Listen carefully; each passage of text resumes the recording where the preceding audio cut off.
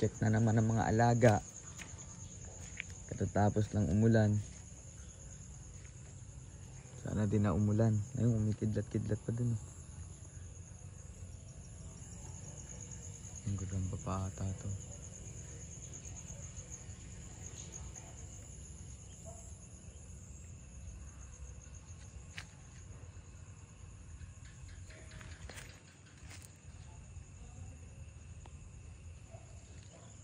May kidlat pa dun, oh.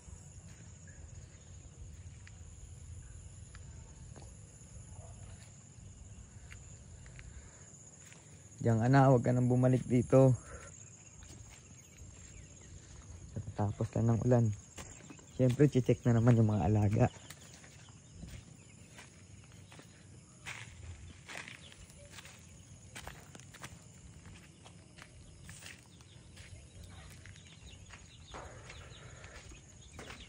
Safe yan na. Huwag lang kainin ng bayawak. Kasi may sisiw ako dating kinain na ng bayawak eh.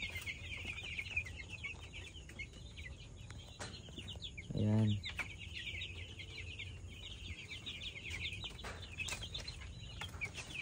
Ang lalaki na. 11 days. Grabe ng laki, oh.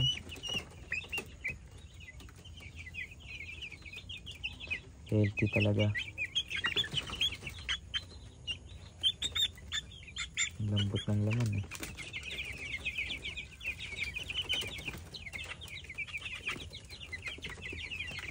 Ang laki niya, eh. 11 days pa lang yan, mga tol. Pero kita naman yung katawan. Alagang Bitming Pro. Alagang Bitming Pro. Malinis lagi yung mga waterer niyan. Ayan. Laging malinis para iwas bakterya tayo. Iwas mortality.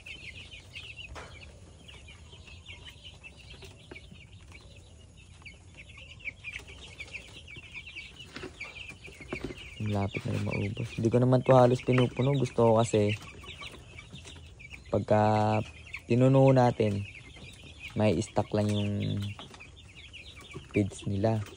Sumisingaw. Yung quality ng feeds nawawala. Hindi naman nawawala pero mas maganda yung para sa akin. Mas maganda pa rin na halimbawa konti na lang talaga, sasalinan mo na ng panibago. Isang tabo. Isang tabo lang.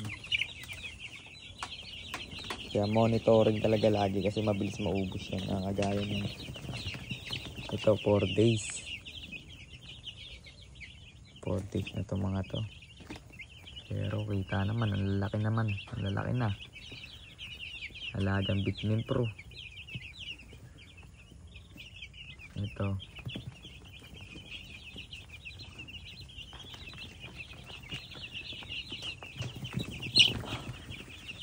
Malapit na maubos to.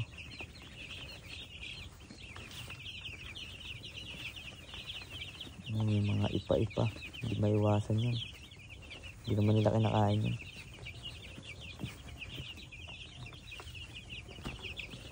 Nalagay ko na yan. Yan, para mapagpilian nila. Para panibagong feeds na naman.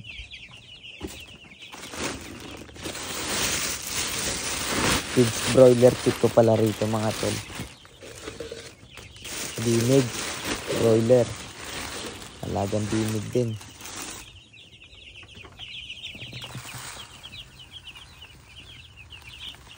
Yan, isang tabo lang yan.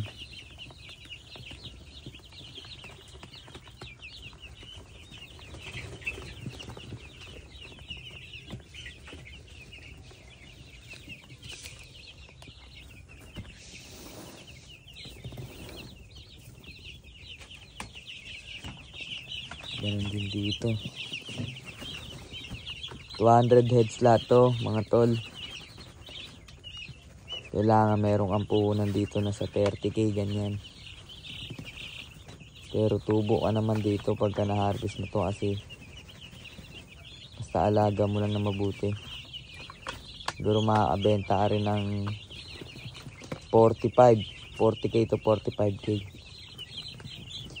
Minsan pag solid talaga yung mga timbang nila, kung 1.5 lahat sarado yung mga timbang nila, dress na yun, pwede kang umita ng 20k dito every 30 days.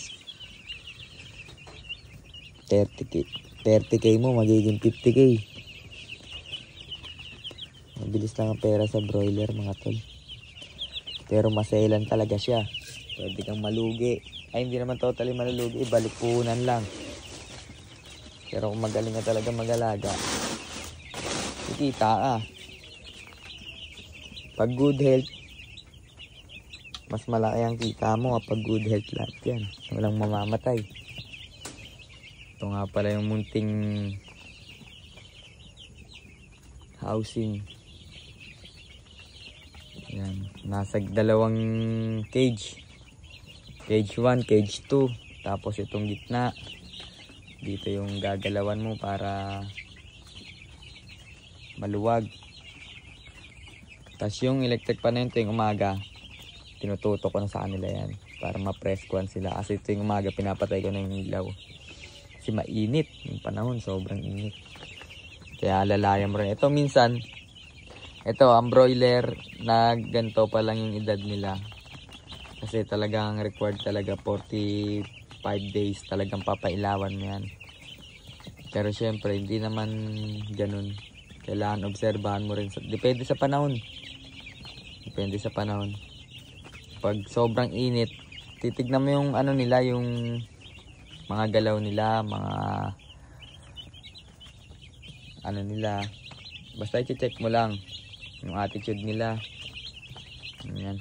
Pag alam mong hingal na hingal sila, umaga dahil sobrang init, patay na lang yung ilaw. Ganun lang yung konting tips lang mga tol. Tsaka yung tubig na yan, umaga hapon dapat palitan. Kailangan laging malinis. Umaga hapon, pagising mo ng umaga, palitan mo. Bago mag alas 5, palitan na rin. Hanggang bukas na yan. Ganun lang. Kasi pag good health sila, lahat sila mabubuhay. Lahat sila may income. Kikita ka.